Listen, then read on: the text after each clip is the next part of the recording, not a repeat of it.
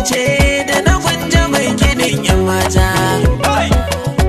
Baka bani ban baka to kushin na mine ne, ashe zaman duniya iyawa ne.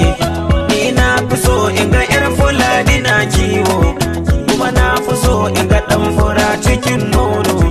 Ni na fi so in ga an fito ana yawo, kuma na fi so in ga ɗan biri yana lilo. Kai Allah wadan ka so mutum bai san ka, ashe shi dama rashin sani ciwo ne.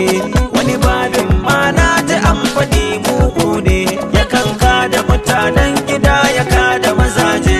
Yara yara yara ku fito yan yara, ku fito yan yara ku kalli wasan manya. Dare yayi dare mun fito muna hutawa, da dai ta ci da balbela take komawa. Anan je mage zai fito yake walawa. Wayo ni duniya tana ban tsoro, wayo daɗi duniya zama da masoyi.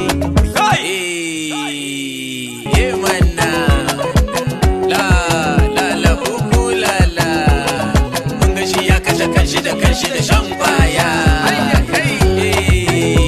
ba ruwa na, ku yi masa bulala. Tinki da tinkan tingana.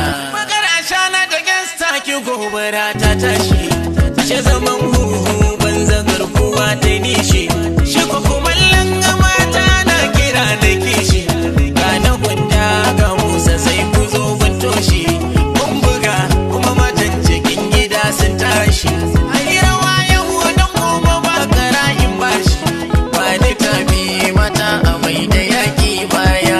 Ga kafa nan ba ma gudun a kunce kaya, banda Allah wa za ya mai da sarki bawa.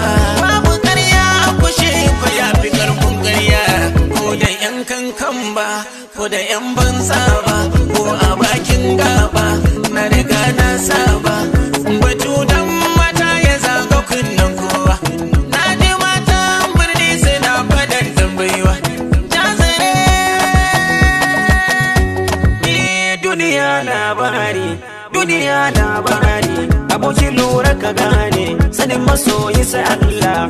Na tuno mai sona wata yar yarinya, mai hali ga kunya. Duniya labari, abokin lura ka gane, ai kudi da sarauta duniya aka samu, duniya aka bar su. To ku tashi mu jajje wani gari mu yi waka, rabu na yi roƙo mai dani gari illela. Dan masoya na ne kuma mutane na ne.